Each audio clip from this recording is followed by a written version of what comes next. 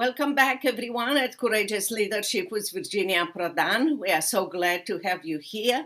Our podcast focus is to encourage you, to motivate and train you to live a life of significance and success as a courageous leader in your area, sharing the truth in love, as Christ asked us to do. I'm Virginia Prodan, the host of Courageous Leadership with Virginia Prodan, an international human rights attorney, author, speaker, and mother, and an American that loves America. And we are so glad to have with us a courageous leader. I will say to have with us again a courageous leader, Cheryl Chumley. And she is the Washington Times online opinion editor, commentary writer, and the podcast host, Bald and Blonde podcast for the Washington Times. Thank you so very much for coming back to our podcast. This time, we love to talk about the capturing of dictator Mandura by the American government and American military. It's so great to be back with you, Virginia. Thanks for having me. And yes, let's talk about Maduro, the fate of Venezuela, and what Donald Trump is doing. It's all good. It really is. I agree with you. It's amazing to me how many things dictator Mandura had in common with dictator Nicolae Ceausescu that I live under in Romania. One is his wife was his right hand. She was there involved with everything. In Romania, we call Elena Ceausescu Jezebel because she was horrible. And also, as I heard from the news, dictator Mandura did not have security guard from his own people. He had the security guard from Cuba. That the same thing dictator Ceausescu had his security from another country. Why? Because these dictators are so cruel that at one point in their life, they don't trust people in their own country because they have done horrible things against them. And it's a good day, I believe, for America and for the world that dictator Mandura and his wife were captured. Absolutely, for the whole Western Hemisphere and for anyone around the world who looks with hope to America to help with freedom around the world. And what you describe about Romania and Venezuela and the commonalities between dictators, isn't that all the same? Dictators are all the same in the end. They just seek 100% control and power over the people. And, they get to a point where they're paranoid about their own people supporting them. So they have to look elsewhere to other dictatorships to come in and help out. You're right about that. First of all, we have to admire the perfectionist of the American military in accomplishing this capture. It was absolutely amazing. What do you think about it? Yeah, it was flawless, and really compare this military operation under President Donald Trump to the military operation under former President Joe Biden to withdraw American troops from Afghanistan. And it's just night and day. And this isn't to make light of the lives that were lost during that withdrawal of Afghanistan. It was completely botched by Biden. But it is to say that, we can rest easy. We can smile a little bit that this administration seems to know what it's doing when it comes time to exerting military operations. We have a great commander in chief, and President Trump has just picked excellent people to surround himself with this time. And Pete Hegseth, as Secretary of War or Defense, whichever way you want to call it, he just executed a great operation. Secretary of State Marco Rubio, Homeland Security Secretary Kristi Noem, all these people have done great things to freeing America from the chains of Marxism, and now reaching out to Venezuela and doing the same. It is so true. They practice, I understood from President Trump, from Secretary of State, from Secretary of War. They all explain how much they practice, how they had everything on scale regarding the whereabouts about dictator and so forth. So it was done in such a way to protect not only the military, but also people, our military, but also people around. Also, I heard that 75 Cubans or Venezuelan military were killed during this time. I believe that was part of cleaning up the way to go and take it. The dictator Mandura and his wife from the military base where they live. Yeah, well, they shouldn't have gotten in the way. When we're not talking about, just regular, well-trained military that are put in place to defend the citizens of the country, we're talking about cartel enabling, military forces. They're trained in the ways of military, but they're trained in that way so as to defend the dictatorship that the cartel it uses and exploits in order to push its drugs and poisons overseas. So, America has a great military. Venezuela, Cuba, the militaries that were in place there were more to defend the dictatorship of Maduro and the cartels. Well, I discovered another way that the dictator Mandura has similar things with dictator Ceausescu. He decided to protect himself by living in a military base, thinking that he will be safe there.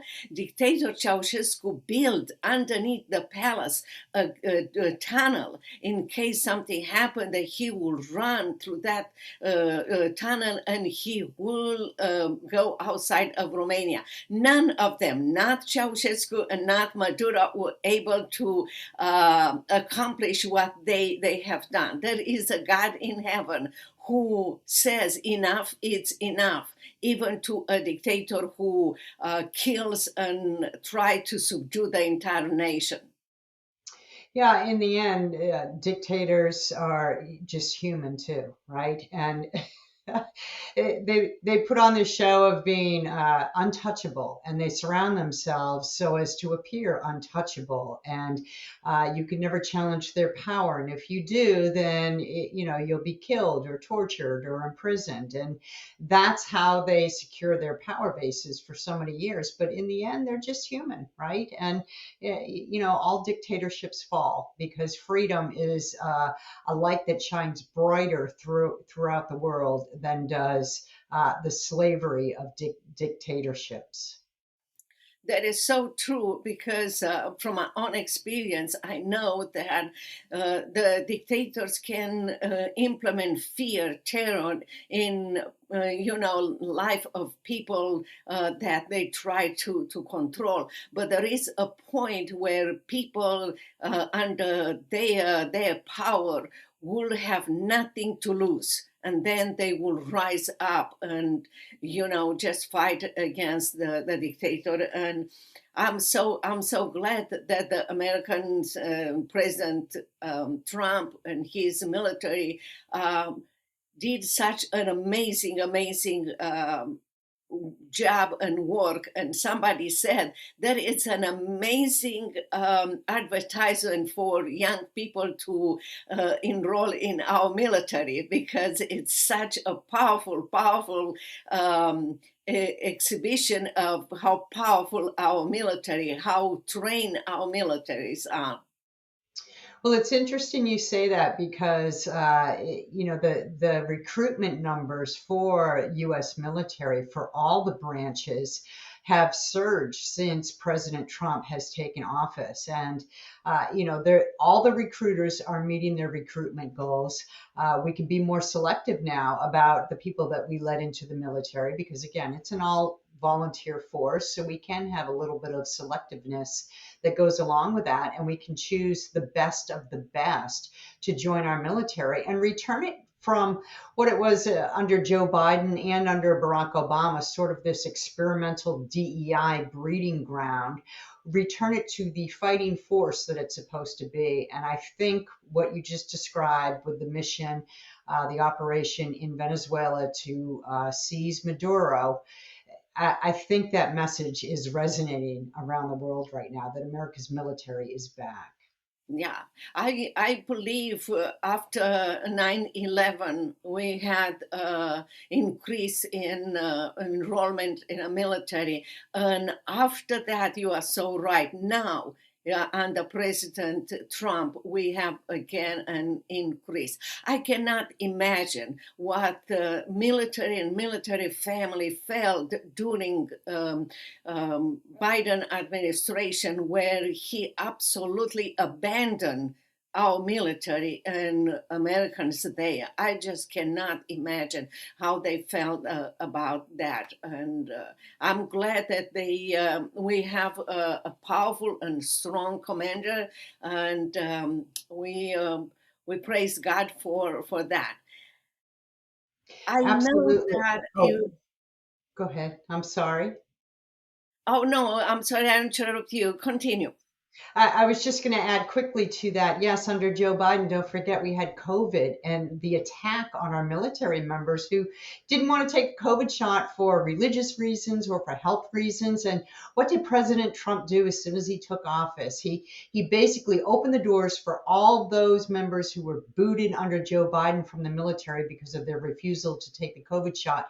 He welcomed them back in with back pay, and he sent a strong message that in America's military, citizens will be treated like American citizens and not subjected to some sort of top-down, you obey my law type of vaccine push that Joe Biden's administration did.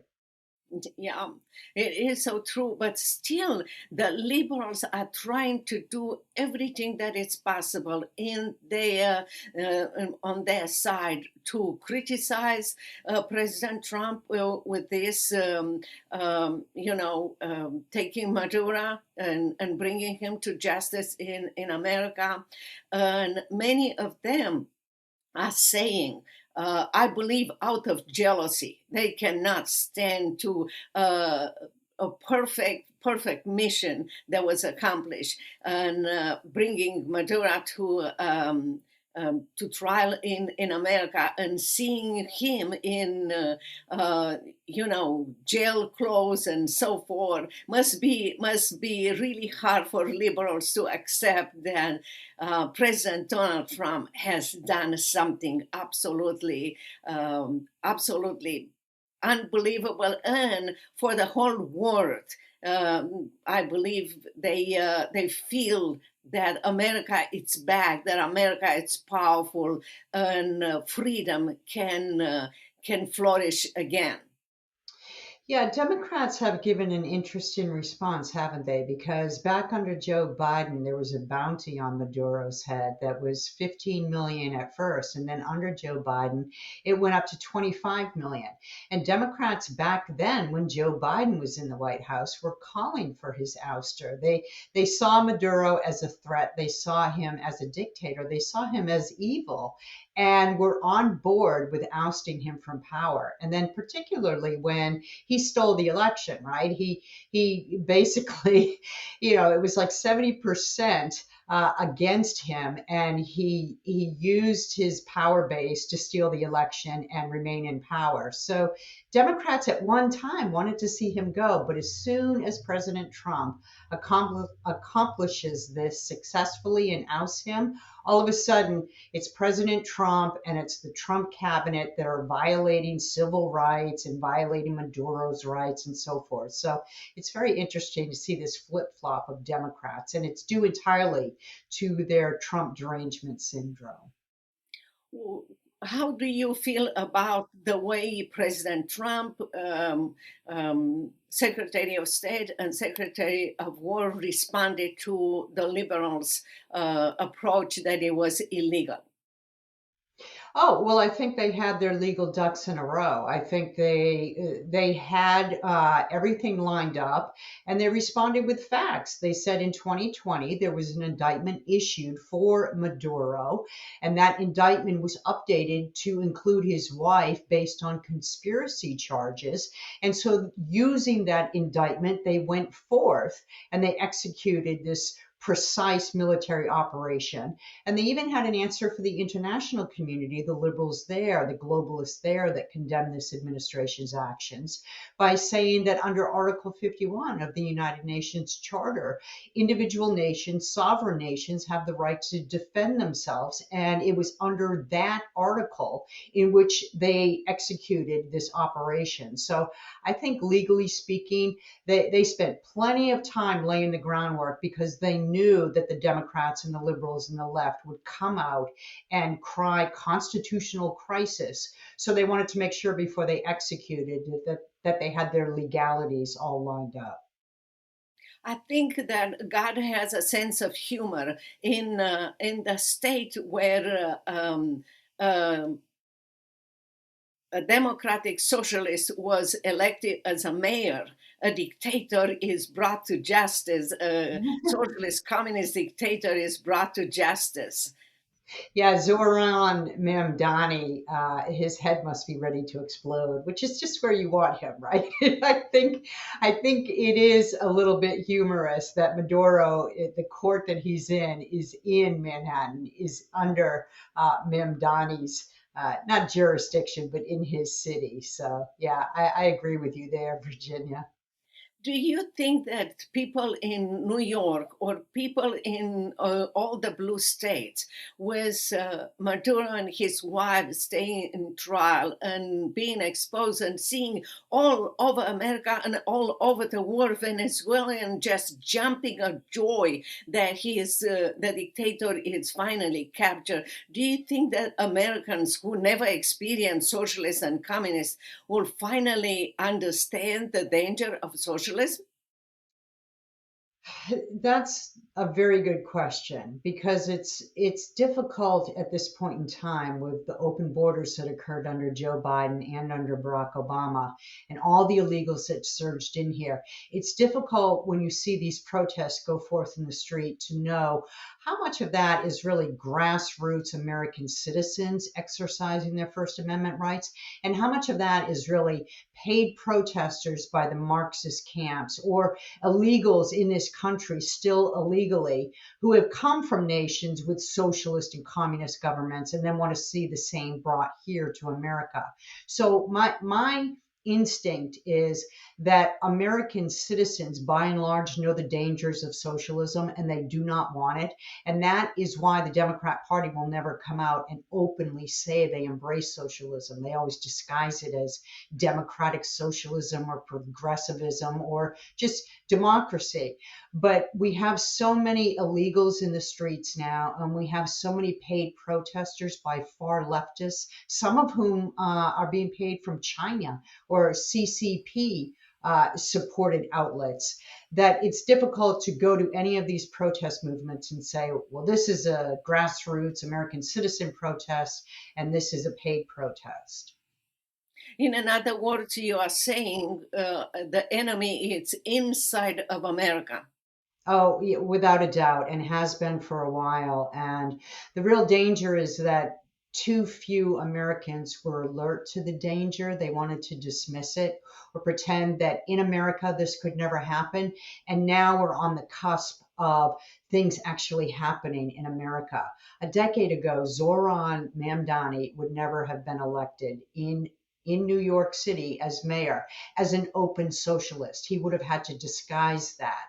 But now he's open, and that's the danger, because it shows a normalization of something that is completely counter to what America is supposed to be. And as that socialist slash communist grows even more normalized in society, more and more candidates will just run on a socialist tag. And soon enough, our country will crumble from within unless we fight back. In fact, if we remember correctly, at his inauguration, they said that if we establish socialists and communists in New York, that means that we can do in other states in America. That's what they hope to. But on our part, what do you think? I know that you have a podcast. You are an online opinion editor, and your focus, my focus at the podcast, is to share my experience in communist and socialist Romania, and to let people know about what can happen. I wrote my memoir, "Saving My Assassin," and can explain life in socialism. Tell us just a little bit about your role as an opinion editor at the Washington Time Online, and also at the podcast at the Washington Times. Well, everything that I write about and that I talk about, whether my podcast or commentaries, or I'm an author too, nonfiction books, everything I write about has to deal with Christian conservatism. It's based on the American excellence, the American exceptionalism of God-given individual rights and liberties. And to me, that's the ultimate war in America. All these fights that we go forth politically and in the education system and even economically, they can all be filtered through the key battle of fighting for God-given individual rights. And to have God-given individual liberties and rights, you have to have God. So that's the ultimate battle in America, to reinvigorate the ideas of fusing Christianity and Judeo-Christian principles with government. You are so right, because many times I said I'm a living proof of the fact that only in America you can come empty-handed, not knowing one word in English, and learning English, going back to law school a second time, once in Romania and one here, and having a law firm, writing a book, raising 3 kids. One graduated from SMU like me, one from Harvard Law School, and one from Air Force Academy. This is the only country in the world where you can rebuild your life. And many Americans, brainwashed, they don't understand, but I will never stop like you, telling and encouraging them to understand the beauty of America and keep America free. And you are doing an excellent job, Cheryl. Would you please tell our audience how they can find you? Sure, thank you for that. WashingtonTimes.com. You can see my writings there, subscribe to my newsletter. My podcast is there, or you can just search on Bold and Blunt. It's anywhere podcasts are. I have a Substack on my name, and just find me on social media as well. Thank you, Virginia. Thank you. Thank you so very much for everything you are doing. And it's so precious and so valuable. And we cannot thank you enough. I hope the audience will go to your website, will listen to your podcast and read your articles. And I'm so grateful for everything you are doing. I hope you return to our podcast, Courageous Leadership with Virginia Prodan. We have it every Wednesday and Saturday, 10 o'clock. We are so grateful for sharing with us precious idea and how to fight for freedom. And until next time, I hope you go to virginiaprodanbooks.com/contact. You can contact there. We can help you in any way possible. And you can also find the book there, Saving My Assassin. Until next time, thank you so very much again. You are so precious. We admire you for everything you are doing, and we are gracious for you. You're too kind. Thank you for all you do, Virginia. You're amazing. Thank you. Thank you so much and see you later, everyone. I hope you go to Cheryl's website and to ours, and you will be encouraged to stand up and be courageous and fight for freedom. Until next time, bye bye.